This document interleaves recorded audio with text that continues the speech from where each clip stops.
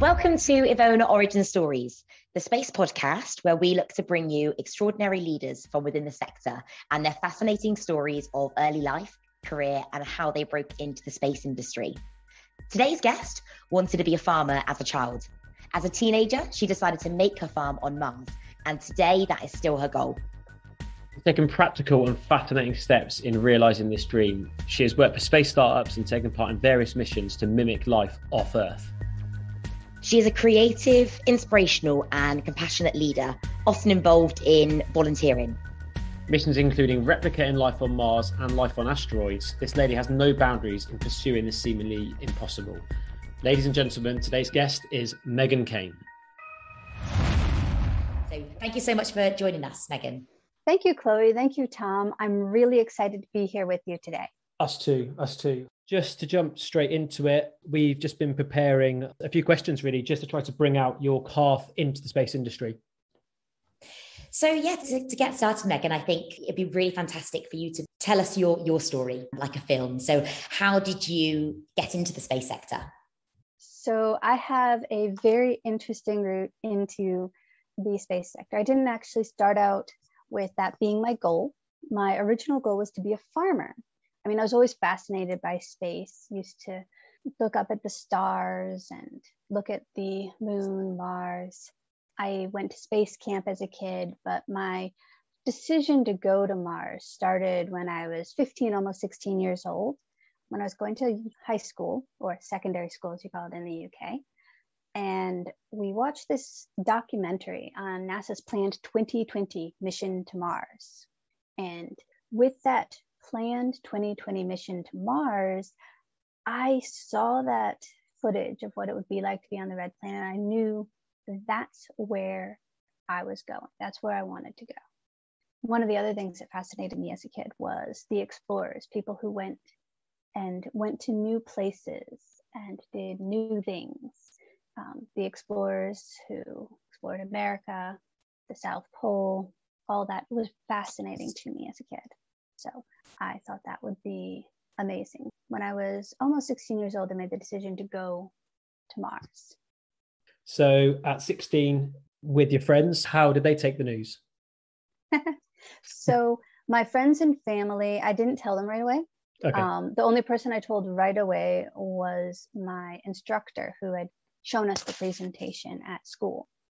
Told him, I'm going to be on that flight. And he was very encouraging. He said, if I wasn't on the flight, we were going to watch it together, but he believed I could be on it. Of course, NASA didn't go to Mars in 2020, so I wasn't on the flight, but we did something else in 2020.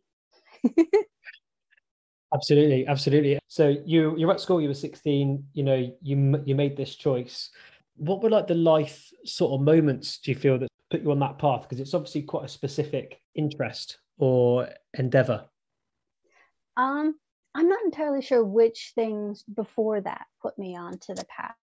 I was always fascinated by space, as I said, but I just knew when I watched that document, I've been working towards it ever since. It's been 20 years. Wow. I tell you what, the time really does fly, doesn't it? I started looking at engineering schools as opposed to agricultural schools. I actually ended up at a university studying engineering, ended up switching universities and getting my degree in physics, math, and computer science instead. Long story short, I then worked at an engineering firm for 2 years and was trying to find out what my next step to going to Mars would be. And that's when I joined the Peace Corps. I'm not sure how familiar with the Peace Corps you are, Tom and Chloe. Not too familiar, if I'm honest. No, an overview would be great. Are you familiar with VSO, volunteers serving overseas? I know that that's something that's done in the UK. Peace Corps is the US government's version of VSO. It is where you have professionals providing assistance to developing nations. And in this case, I was providing agriculture extension services in sub-Saharan Africa. Wow. We're talking subsistence farming. I lived in a mud hut, carried water on my head, all of it. Whereabouts were you in Africa? I was in Malawi, which is formerly Nyasaland, which was part of the British Empire until the 1960s. Wow. So I guess sustainability really was at the core of your interests. Yes, sustainability was definitely at the core. And that's where I learned a lot about permaculture, about natural medicine. And it was my first time actually living sustainable agriculture being paramount to, well, survival. It was very interesting to see and be a part of. How long did you spend out over there? 2 years, 2 months and 2 days. Peace Corps service is 2 years long. Okay. Training was 2 months, which wasn't included in the service. And then I stayed 2 extra days because I got like $2,000 off the flight home by doing that. So Smart move. Okay, amazing. Wow. So you were over there and still in your heart of hearts, you knew that space was where you wanted to go at that point, or? Yes. Okay. So I joined the Peace Corps because I wanted to do something meaningful that would help me grow as an individual and give me the time to refocus, recenter on what was next. And it certainly did that. While I was there, actually, I found the International Space University. Okay, yeah. And ISU is where I got my graduate degree. Well, my first one, getting ready to start my second one now. And it's also where I met the 3 co-founders of Spire.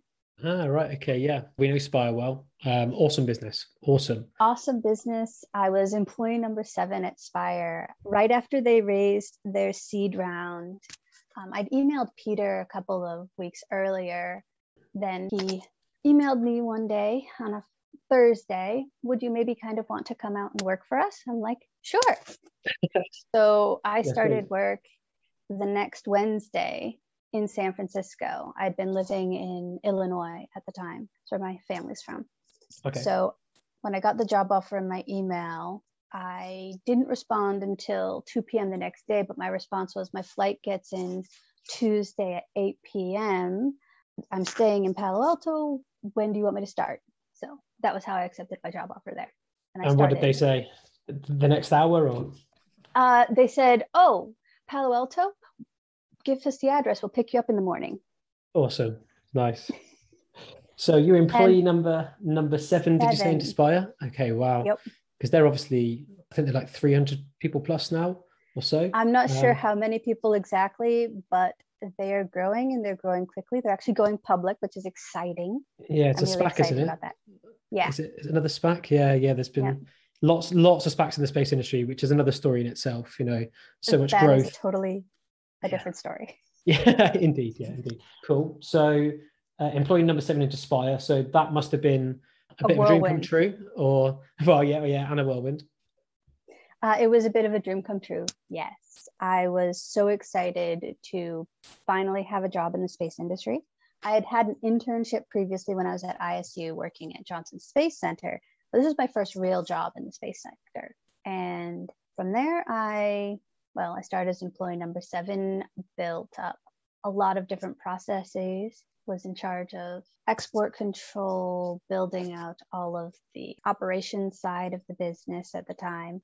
Pretty sure part of the reason I got the job was because they knew I'd run the operations side of a small engineering business before.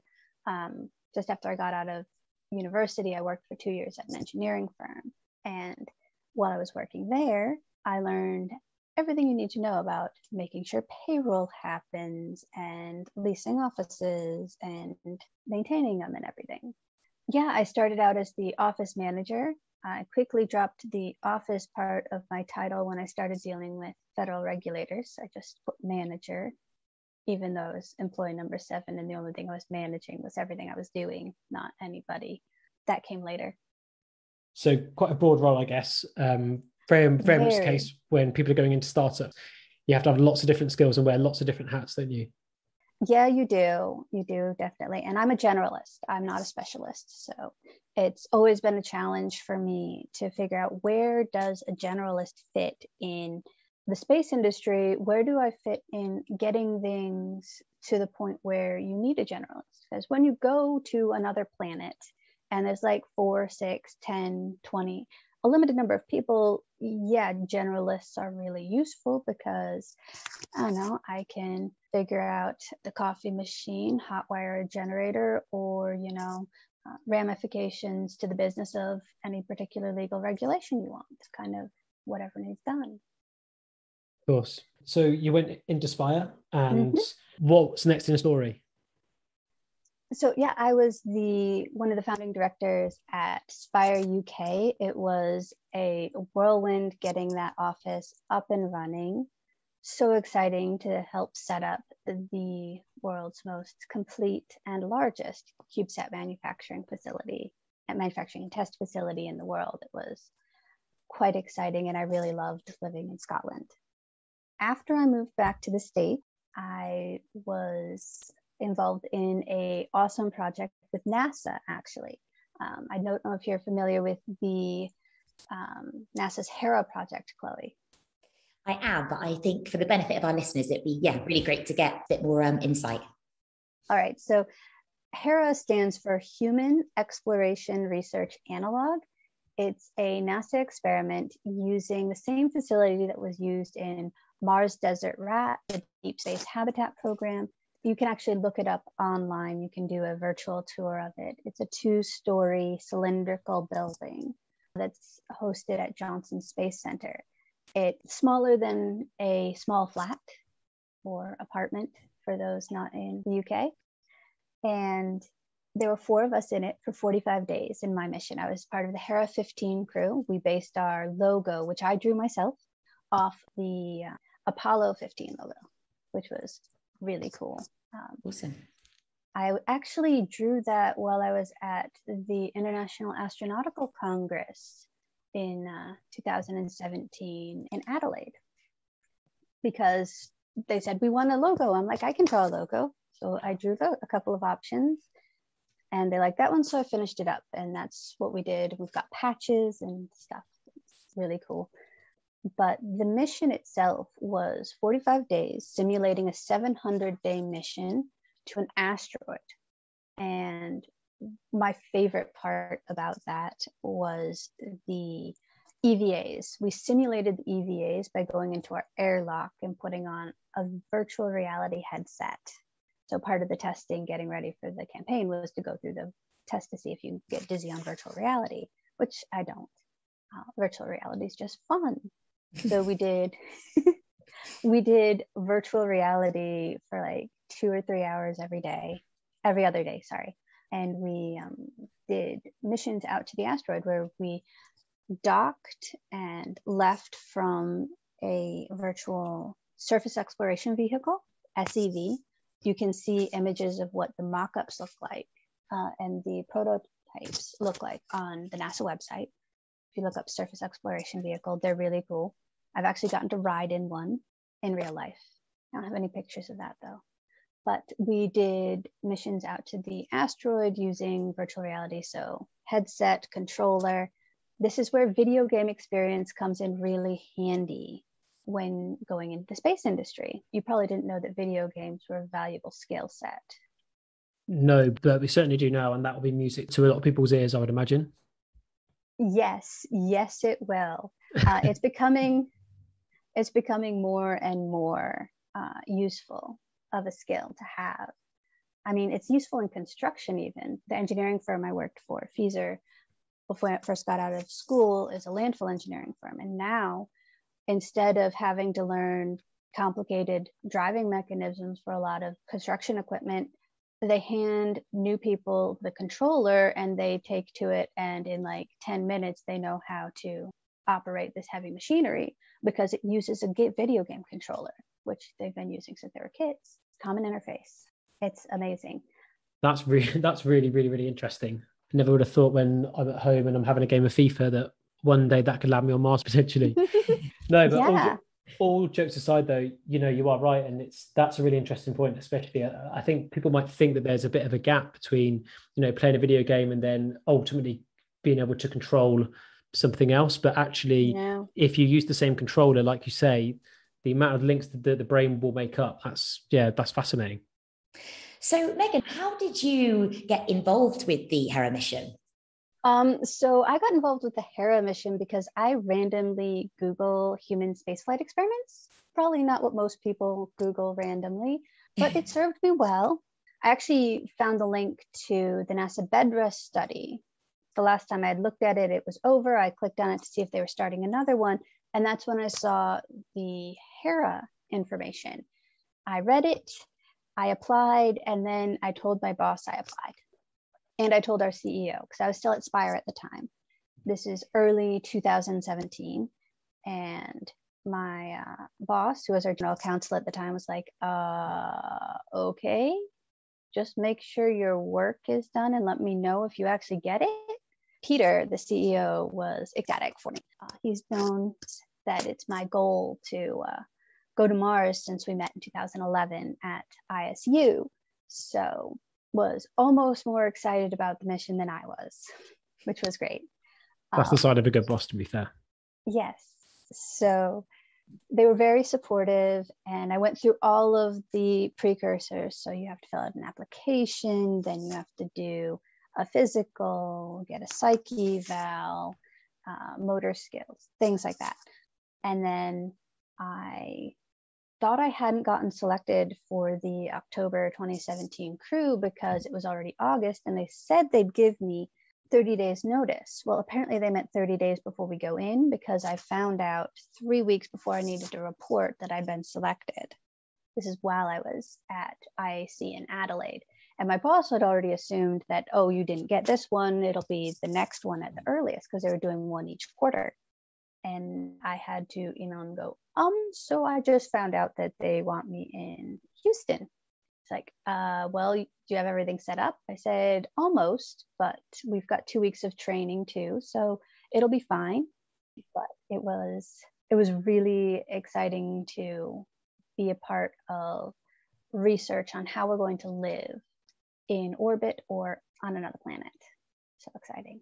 So might sound like a strange question, but when you were in this training, what were you eating? You know, were they giving you space food, or it's the exact same food? It's the exact same food that they give to the astronauts. In fact, it was made by the NASA's food lab. Okay. And there was a nutrition experiment involved. So they prescribed to us what we were supposed to eat each meal, when and where. It was a little bit frustrating because one of my crewmates didn't like their brownies, and I wanted their brownies, but we weren't allowed to trade. I love chocolate. One of the things I want to study is how can we grow chocolate and tea and coffee on Mars. Interesting. Yes. If you have coffee, chocolate, and tea, then to be fair, you're halfway there, aren't you? Yeah, I mean, and sugar, there's a bunch of ways to make sugar from a ton of different plants. So we're set. If we have those three, we're set. Very true. Okay. And what sort of food was it? You know, I just find it absolutely intriguing. You know, I try to keep close tabs on what I eat here on Earth. So it'd be really interesting to see what sort of food it is that they give you when you're out in space. They kept very close tabs on what we ate. They actually had barcodes that linked to the nutrition of each item, and they had an app. They gave us an iPad that they'd put some custom applications on, and we would take a picture of the barcode or type in the name and select it off a list if the barcode was too wrinkled or whatever. But it was mainly rehydrated food and food that you just heated up that was vacuum sealed. There were a few exceptions to this. We had candy coated chocolates, which are M&Ms. They're just M&Ms that were repackaged because NASA isn't allowed to use branded packaging for names. Just like the brownies that we had were Little Debbie brownies, only they couldn't call them Little Debbie brownies because they weren't allowed to use that. But they were literally just repackaged Little Debbie brownies, which was good. I like them. However, we were watching the Great British Baking Show. I'm sure you know that show. Of course we do, yeah. Yeah. This is when I started watching the Great British Baking Show. I'd been told I would love it, and yes, I do. But I first started watching it at Hera. And literally, I'm sitting there eating my Little Debbie brownie, watching them make deliciousness. I'm just kind of like, ooh. So that was our mealtime entertainment. So in terms of when you're on these missions, I guess, is your kind of timetable laid out for you each day? And it's like, you know, you have to do this here, you have to do this now, or from a recreational perspective, is that at set times, or how much time do you have? Like, you were able to paint a picture for us in terms of what a normal day would look like? Sure. Yeah. So I was part of the sleep study, which made it so much more interesting because it was more of a sleep deprivation study. Right. During the weekdays, we're up 19 hours a day. We got at most 5 hours of sleep. I say at most because we're only allowed in our bunk to change, or during our sleep hours, which was the 5 hours during the weekdays and 8 hours on weekends. So up 16 hours on weekends. This was a bit of a challenge because I can't fall asleep right away. So I end up getting between 4.5 and 7.5 hours, 7.5 on the weekends, 4.5 on weekdays. So when they would play music to wake us up, they asked us for a playlist of music we wanted to wake up to. And so each of us gave them a number of songs, and they played one of them each morning for the 45 days to wake us up. And when we woke up, we were supposed to go downstairs. We had a morning routine, which included daily weight measurements and other measurements, putting on heart monitors and other gadgets that they wanted to test. Because they recorded pretty much, everything, including having us wear a thing that recorded all of the audio around us that we had to turn on and off if we went to the bathroom. How did you find the whole experience, Megan, for but the it was 45 days? It was a very rewarding experience. I learned a lot about how I handle that form of isolation. Of course, this year has been, year and a half at this point practically, has been another isolation experiment on a completely different scale.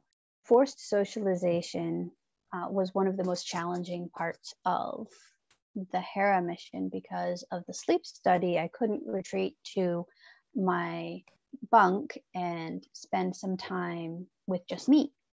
I had to always be around the others, although I did start in the evenings after we'd finished our daily routine, because they still have to follow federal work hours, which is really funny. So they have to follow all the federal mandates on people employed for the US government on how much they can work you, even though we're in a contained environment at night, like 2 a.m. or something.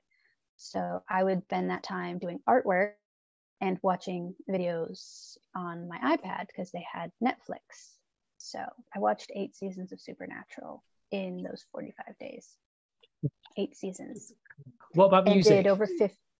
I had a playlist. So I brought an iPod. I actually had to buy an iPod that was less advanced than what I had been using previously because I needed something that didn't have Wi-Fi or Bluetooth. Of course. That was one of the requirements for going in. So I had a playlist, and it's the same playlist I took with me to Africa, my MP3 player, plus a ton of Queen, David Bowie and stuff, which is cool. Nice. Were they the same songs that you chose to get you out of bed in the mornings? Actually, there's a few that I picked for the waking up in the morning that weren't on my playlist, just because I thought they would be fun to wake up to. So same playlist. When I wasn't watching things on the iPad, I almost always had my headset in listening to the music. I brought a band that I could strap it to my arm. So I could strap it to my upper arm or put it in my pocket and listen to the music while I did my other tasks. That's good to hear. I think that would be the hardest thing, I think. If you couldn't have music, then, after a few weeks, that'd be almost impossible, I think. Yeah, I was able to bring that. It was fine. Yeah, I really learned a lot about how I react to that sort of environment. It was an interesting mission. I really enjoyed working with my fellow mission specialist, Karen. She is the one actually who introduced me to one of my current projects, Project Possum. She'd been involved with them for a while, and she's like, Megan, you have to do this. This is totally you. This is at 2017. I didn't join the program until 2019, but I certainly wanted to. Is this to do with the spacesuit training? Yes, this is to do with working with the Final Frontier and doing training in microgravity, high G, all that sort of thing. There are 2 other tools. You'd like to hear them? Love to, yeah. So one of them is in 2015. I was building out the UK office, and I volunteered for a rehab mission at the facility, the Mars Desert Research Station in Utah, run by the Mars Society. And while I was there, we built a geodesic dome. We actually have time-lapse footage of it being constructed, which is really cool. Awesome. that was great to get to see that habitat and how it works and things, even if it wasn't an actual MDRS mission, though I'm scheduled for one of those in 2023. What's a MDMS mission? MDRS, MDRS. the Mars Desert Research Station. Oh, okay, it's a 6-bed habitat in the Utah desert run by the Mars Society. Okay. Is that a similar kind of environment to the one that you experienced with NASA? It will be a much less controlled environment. Okay. The mission control won't be on site. The one I was in at NASA was inside a building. This one is just in the desert. It's more isolated because it's out in the middle of nowhere in the desert and we aren't going to have a vehicle. But at the same time, we don't have a lot of things on the outside being fed into the system the way that you would in a space station, because a lot of the procedures at Hera, at the NASA facility, are based on how they do things at the International Space Station, with a few variations to see how they can adapt their current procedures for long duration space flight when there's a time delay. Oh, that was one thing I forgot to mention about Hera. You had asked about the time scheduling. Yeah. There were certain tasks that we could shift around so that each weekend I would be able to set aside enough time. I did a block of about 3 or 4 hours. And each weekend I did a watercolor painting, a like 18 by 24 inch watercolor painting. I've got pictures of all of them. I've given a few of them away. Yeah, amazing. And those watercolor paintings, I guess with the lack of sleep, what was the standard like? They were actually pretty good. The last one I did was a painting of what our EVA missions were. Because we weren't allowed to keep any of the screenshots we took from inside the simulation or anything, I wanted something to remember it by. So what I did is I painted the actual scene. So a place on the asteroid from the graphical simulation that Karen and I were in, and then added the SEV, which my other two, Adam and Dan, were flying into it. And then I had the habitat in the background. I've got a picture of that. I actually gave the original to the team organizing the mission. That's awesome. But back to the Mars Desert Research Station, that was a quick turnaround one. It was a very interesting trip because I flew straight from Glasgow to get picked up to go out there. I was supposed to originally fly to San Francisco first, pick up all my work clothes. Wasn't able to do that. So I hit up Goodwill and Walgreens before heading over because I didn't have work clothes with me in Scotland. I wasn't working on any construction projects. How long did that mission last? I think it was 4 days, 3 nights at the Mars Desert Research Station, if I remember correctly. So it was very quick turnaround. And while we were there, we were just fixing up the habitat. It wasn't an actual official mission. I'm scheduled for one of those in the spring of 2023, 2 weeks as the Green Hab officer. Yes. How many people are involved in that mission? Including our alternates and people who will be part of the support team. There's 8 of us, I believe. Fantastic. Well, we'll be watching closely to see how that one goes. Great. Did you say that you'd be the Green Hab officer? Did we hear that right? Wow. So what does that entail?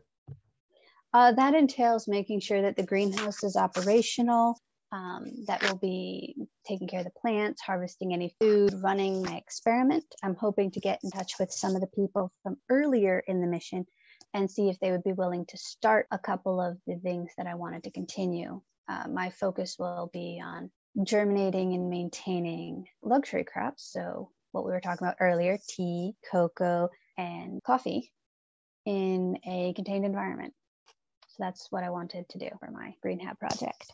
Absolutely incredible. And then I guess the endeavor is for this to be transferred into space. Oh, yes, definitely. I'm actually getting ready to start my PhD at the University of Arizona in biosystems engineering, where I'll be working with the Mars Lunar Greenhouse here, which is really cool. So would you say that, people within the science area to do with plants, to do with animals, could potentially transfer into the technology that would eventually be used in space? Because we have had a lot of amazing. We have had quite a few students that have reached out and said, look, this is what I do. I'd love to know how to get into the space industry. And it's quite difficult to find a direct link. I think there's certain things potentially, but that's really interesting. So how could those students be involved in these sorts of projects? Well, there's actually a number of projects that they can be involved in right now. And I'm actually hoping to try and get students and professionals in the agriculture industry to help me with some of the things that I'm doing through maybe a citizen science project. There are a couple of citizen science projects involving plants already out there where you can basically duplicate the research being done on the International Space Station at your home or school. But there's also additional research that needs to happen in order for bioregenerative life support systems and things like this to actually work. One of the things that I have noticed, this is my personal opinion, is that we need a database that has things about the growing conditions and everything that's currently nation, et cetera. That all needs to be put into a database. But we also need things like, what is the perspiration to respiration cycle of plants? So how much oxygen do they absorb to how much carbon dioxide do they absorb with oxygen being released? Because I don't know if you know this, but plants at night, they inhale oxygen, exhale carbon dioxide. They don't have lungs, of course. Only at night? Only at night, because it's during photosynthesis that they take in carbon dioxide and release oxygen. So we need to know what that rate is for a lot of different plants, because that will have a huge impact on if they're valuable to the life support side of being in a greenhouse for the moon or Mars. That sort of measurement, how quickly they grow. There's a lot of talk right now about allelopathy, which is it's known as companion planting and older writing, that is about how some plants get on together and somehow some plants hurt each other if they're planted near each other. And we don't know how that works in hydroponics yet. We don't know how that will reflect as we go into a contained system. Can you actually have those plants in the same system as long as they aren't near each other? As far as animals go, that one's a little more uncertain how it will transmit over.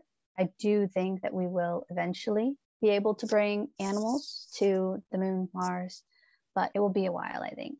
Fish, sooner probably, because they're perfectly happy as long as they're in the water. Yeah, and they handle microgravity just fine.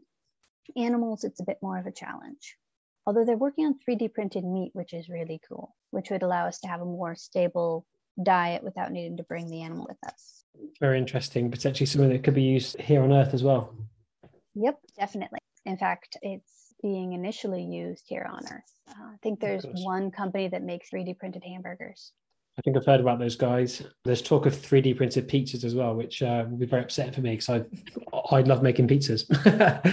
Yeah, that would be interesting. So there's a lot of developments. In fact, 3D printing, I would say, is one of the most important technologies that will enable the expansion into space. Definitely. Because bringing spares has always been one of the biggest challenges because of our mass restrictions. If we just need to bring the materials to make spares and the spare parts for the things that make the spares, we reduce the amount of mass required to less than a third.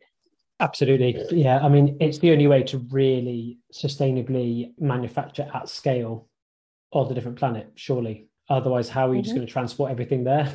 You know, you want to get the 3D printer there to then be able to 3D print there. But I guess we need to nail the 3D printing before we can even think about taking it over there. But it does seem like there's been some fairly big advancements recently in terms of habitats being 3D printed. Am I right? Yes. I am so excited. NASA just announced their 3D printed habitat. I'm totally going to apply. Exactly. I don't know if I'll get in. I had a feeling you might. Yes. It's something that I will definitely be applying for. I'm really excited to see that they announced that, and I will be following it. The application isn't open yet. It's another 5 weeks or something before it's open. Surely you're the perfect candidate for that. Surely. I mean, if we think about a CV. I hope so. Or, that surely CVs don't come much stronger for that. I hope not, because I would love to do it. There is, let's see, what other interesting things in space? Oh, actually, this was actually when I first started at Spire. I forgot to mention it. So when I first started at Spire, shortly after I started, I got the opportunity a friend sent me the link, apply for a spaceflight experiment. And this was at NASTAR's centrifuge. It was simulating the launch and reentry sequences for planned suborbital vehicles. When I got selected, they paid for everything except for me getting there and where I was staying and stuff. So I flew out to Pennsylvania, went to the NASTAR Center. This is back in 2013. There's actually a video for Spire, then called Nano Satisfy, about my mission. One of the Wall Street Journal Startup of the Year competition or whatever. One of our video logs for that was about my mission. And it was literally 3 days where they took you through the training on the centrifuge, which is one of the big parts of astronaut training. So I was really excited to get to do it. And the max G's we pulled were 6 through the chest and 3 down at the same time. No way. Yes way. That's ridiculous. I saw a video, I think it might have been on LinkedIn. There was a guy, he sat on his office chair and he managed to attach a motor to it to do some astronaut training at home. But I'm guessing that's not quite 6 and 3 Gs. maybe 1 and 2. No, I actually have GoPro footage because I had a mount for the GoPro and I brought a GoPro. We were flying a GoPro on our 3rd satellite. So we had gotten a bunch of GoPro stuff. And I put the GoPro up and it has footage of me during my, you can't really see the footage in this combined one, but in the one where I just get 6 Gs through the chest, because they did it gradually. They did through the chest. So they did 3, and then they did the second time they did 6. I've got footage of that, and you can literally see me being compressed back into the chair, and you can literally see like the skin shifting because of the G forces. It's really freaky looking. But I've got that footage, and it's actually on one of our promotional pieces that we did early on. It was an amazing experience. But that sort of leads me to the other things I've been doing to help train myself with the skills that an astronaut will need. I'm not an astronaut yet. I really want to be, but I hope to eventually become one. I will become one eventually. It's just a matter of when, right?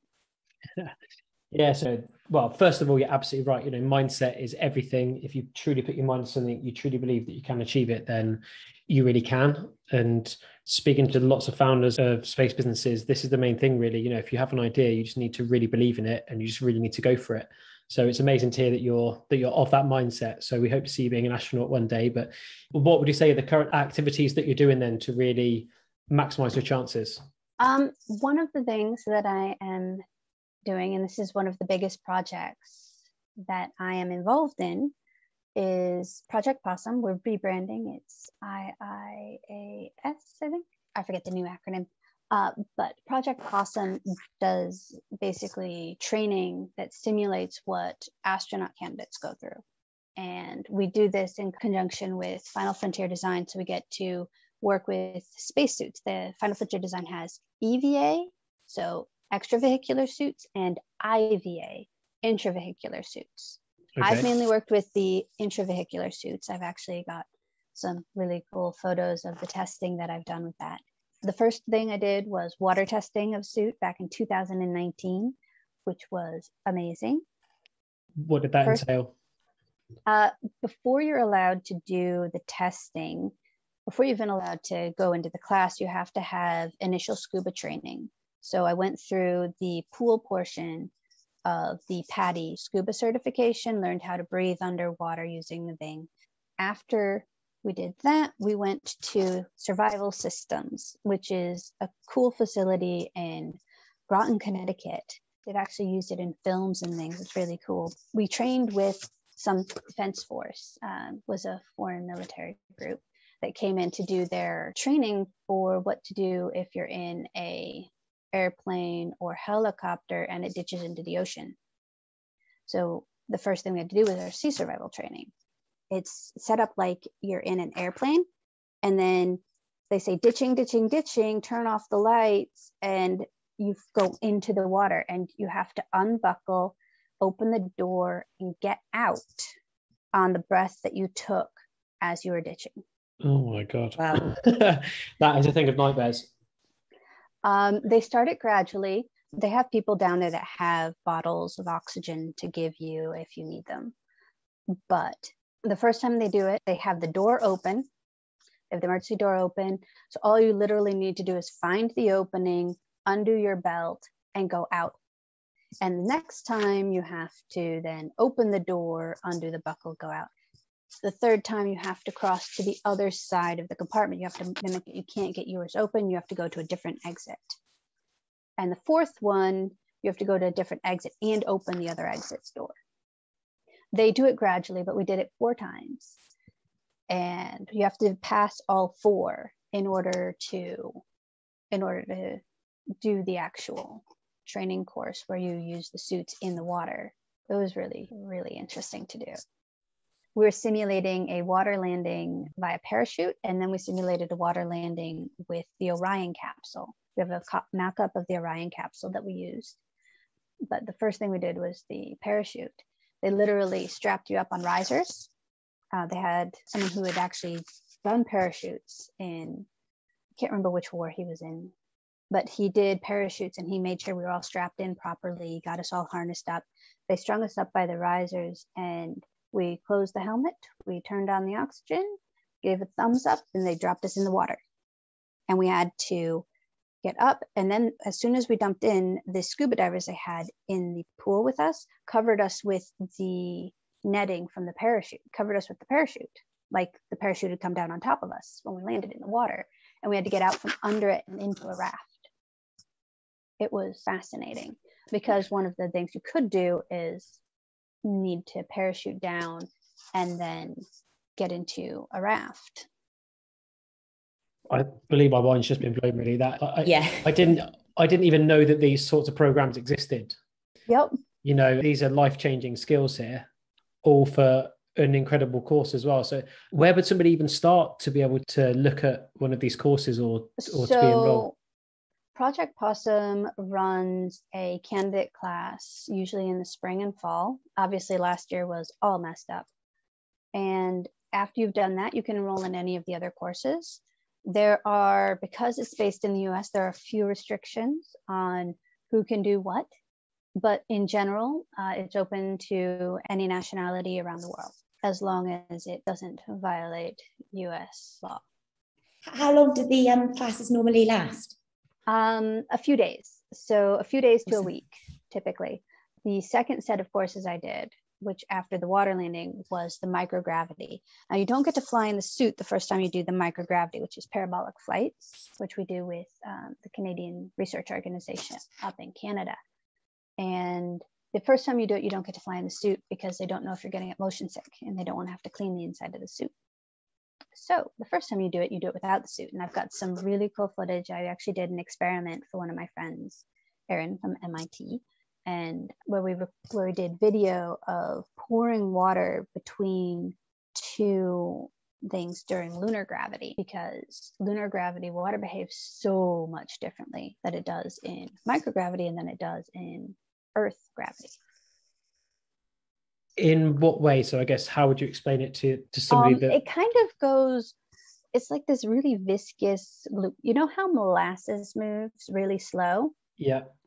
Now imagine molasses was bubblier and still moved that slowly, but kind of like moved in lumps, like maybe a really thick pudding will do when it's got lumps in it, where sometimes it just goes bloop. Yeah. You know what I mean? Yeah, I know exactly what you mean. Sounds a bit like when I try to make a sauce at home and I don't make it. Yes. You just don't have the patience to get all the bumps out. Yeah, it feels a bit like that. I've actually got footage of that on my Instagram account. It was really, really cool to do. But we did both microgravity and we did lunar gravity on that flight. We did 9 parabolas, which is really, really amazing. Awesome. How do people sign up if they're interested in these projects? How do they get on board? So there is a website. So it's the International Institute for Astronautical Sciences is the new name. Project Possum is one of their projects. And that is astronautics-institute.org. That's where you would go to sign up for any of their courses. And just so you know, we have our first person who's going to be an astronaut going up on a Virgin Galactic flight next year, doing our research. We do a lot of research with the suits and other things. The whole idea behind Possum started with the idea that we want to get measurements of the mesospheric clouds that occur on the poles, which is where the acronym Possum comes from.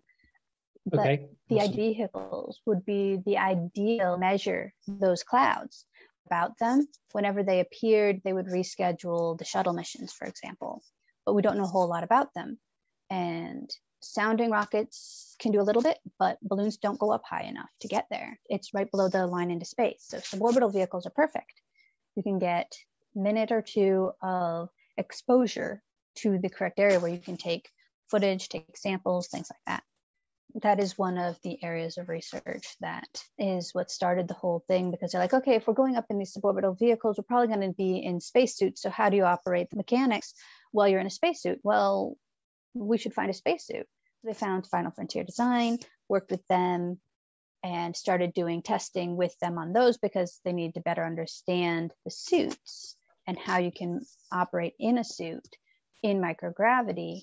And it all just kind of spiraled from there and has become one of the only ways to get training in the skills that astronauts use outside of, becoming an astronaut. What I love here is that your whole ambition, your whole endeavor is about sustainability. That really is where your story started. And there's a lot of potential controversy at the moment with the space sector. I'm sure you've seen it as much as we have, with some people not necessarily happy about the fact that there are quite a lot of funds that are being allocated towards space flight, when actually most of the people that are involved in that space flight, and we know this because of the culture of our sector, we feel very lucky to be a part of it. Actually, it's not about that. It is about a bigger picture here. And it is about trying to improve Earth with a lot of space flight. You look at Spire, you look at ISI, you look at these businesses, their whole mission statement is to help to improve Earth. And when you think about this space flight, it's good to hear that there's lots of plans to be using that space flight, not just for tourism, not just for, I guess, financial gain, but also to experiment and to try to see, how can we improve sustainability? How can we try new experiments? How can we help to push our race forward? So it's amazing to hear that. And it's amazing to hear some real stories. Yep. Well, you just mentioned sustainability, and that's one of the things that I am very, very interested in.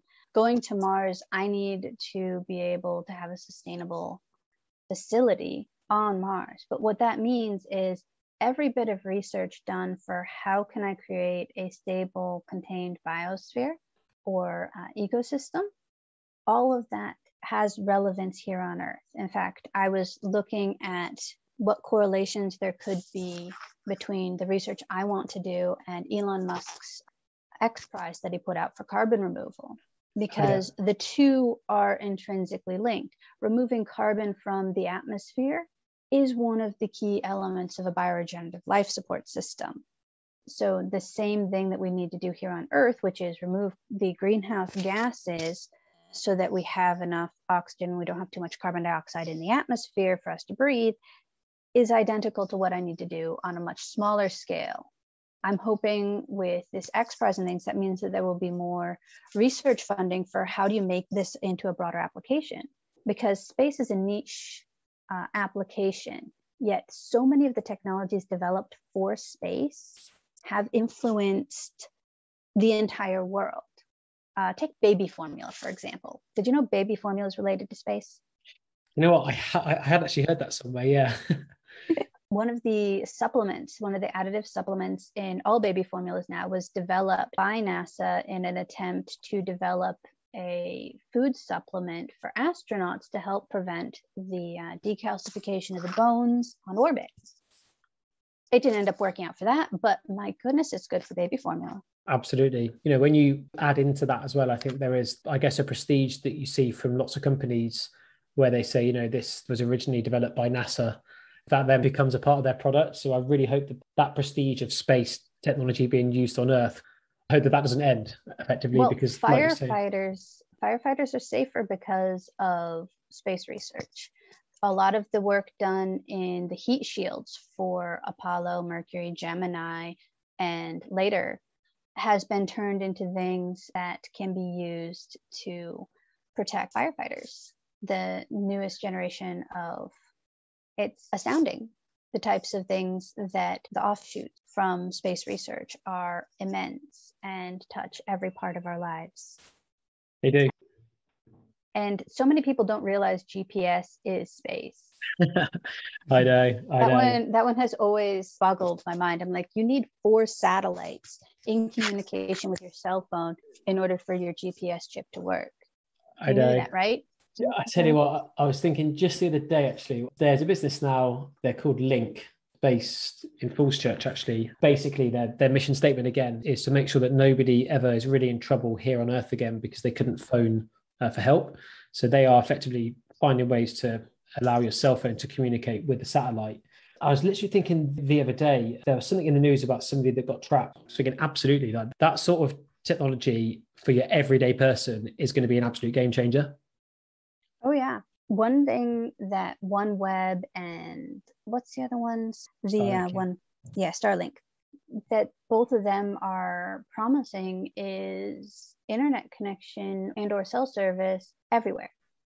If you have an internet connection, you can have a phone number, even if you have no cell service because of voice over internet protocol. You don't need to have cell service in order to do a phone call. And so much of our lives is about being connected through the internet, especially after this pandemic, or in this pandemic, I should say. Very true. Yeah, that is very true. And there are a number of companies that are looking to enter into that particular space as well. You know, we see space organizations utilizing their technology to improve Earth like pretty much all the time. And there's so many businesses, especially more on the downstream side of space now. So ultimately the creation of applications from data from space. That's pretty much the main goal, really. I'd say more often than not, that is the endeavor. So it's interesting to hear it from your perspective, which is primarily from the upstream side, as we would call it, of space, and actually physically looking to go into space to help to do experiments to actually help to improve things here on Earth, but also to scratch that itch, as it were, to see what's possible on different planets. Yes. It sort of goes back to my childhood fascination with the explorers, the people who went out and did new things. One of my inspirations as a kid was Michelangelo. He had ideas for how we could fly way back in the 1600s. Not that they ever came to fruition, but that concept of being good at many things was something that inspired me, that and the explorers. So I've always tried to become the best I can. I know that as a race, humanity is constantly seeking for more, to go new places, learn new things, do new things. And we don't have a frontier right now. The closest thing we have right now is the oceans to a frontier. And there's only so much we can do with the oceans. It's interesting, we actually know more about the surface of Mars than we do about, say, the bottom of the Marianas Trench. I read that the other day. Yeah, there's they found a new shark, didn't they? I didn't read about it, but I'm not surprised. Yeah. As long as it isn't the Meg. It's not the Meg, though.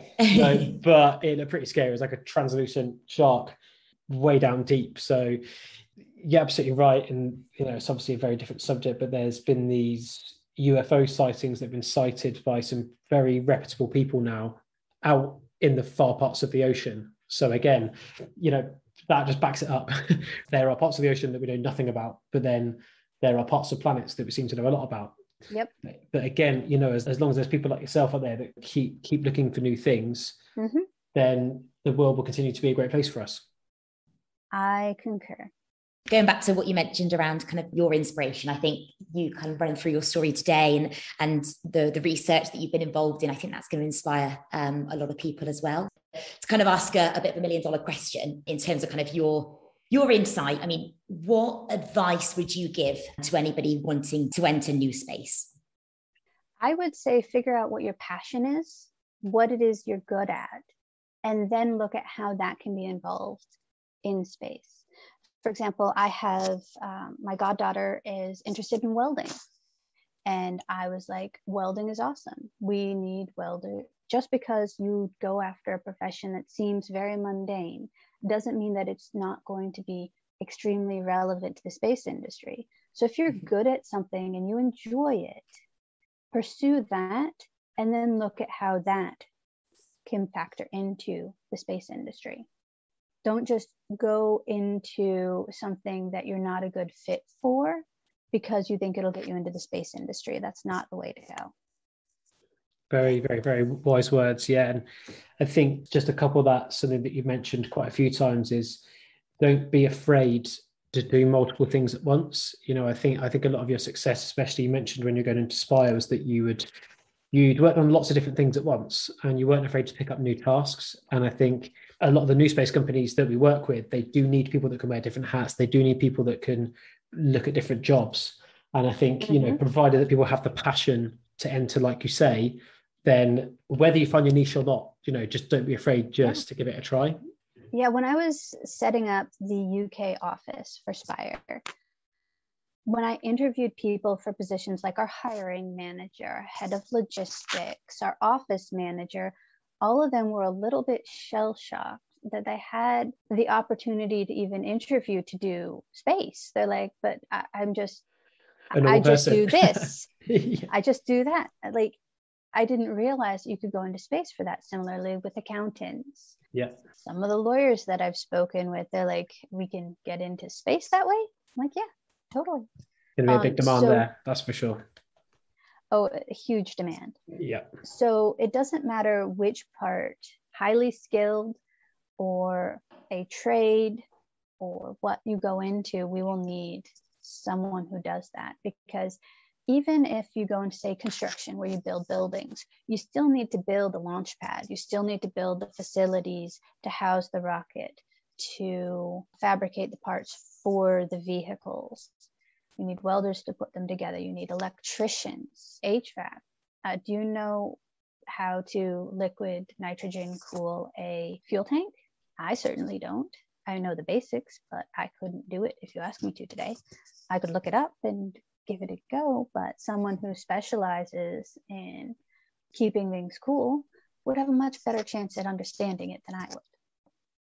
Absolutely. Yeah. And I think just on your point about the passion, you know, when you get into the industry, that passion is realized, you know, regardless of your job, whether you're in marketing, sales, whatever it is, you do get that opportunity to come into a sector where there's people that are very much open-minded. I think that's the main thing that we found. It is a very accepting area. People are open to ideas. You know, it's a very welcoming culture. So it's almost ironic that people look at it like there's this wall in the way, because surely you have to have skills in this area, or surely, you know, you have to have this and you have to have that. And the reality is that you really don't. You just need to be a good human, and you just need to have lots of passion. Those are the key things. Is that something that you found as well in your involvement in the sector? I have found it to be a very open and very welcoming community. I have seen a lot of this, and this happens in any community that's fairly small. There's a lot of circular thinking where one group will say this and then they will get positive affirmation and it turns into a cycle. And you need people coming in with different views. So I actually really encourage people who are coming from different backgrounds, different industries, to come in and don't be shy about saying what they think, because there's a lot of thinking that's been circulating around the community for up to decades about how different things could be done. And maybe you have a brilliant new idea of how things could happen. There's no reason not to bring it up. Do your research and make sure it hasn't already been tested, but there's no reason you can't come up with the next big thing in space because you're coming at it from an outside perspective. Yeah, absolutely. We work with a couple of companies in Germany, and these guys, you know, these are primarily IT type businesses, but it's just that their idea is applicable to space. So one of them is to do with artificial intelligence and machine learning, which is obviously highly applicable to images that come from space, which are vast and they need to be understood as fast as possible. And often machine learning is the best way to do that. And then the other is like a rideshare app. You know, all of this involves the technology from space.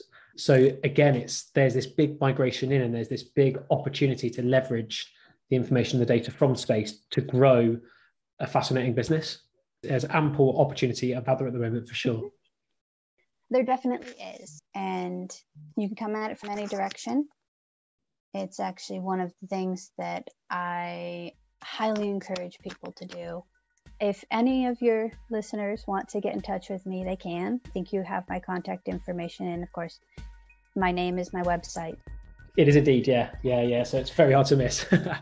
Hard to miss. So Yeah, definitely. And yeah, thank you very, very much. Thank you for being so open about your story. Thank you for sharing it with us. And we really hope that there's people around the world that can listen to that story and might be able to draw some inspiration and see whether there might be a route into the space industry for themselves.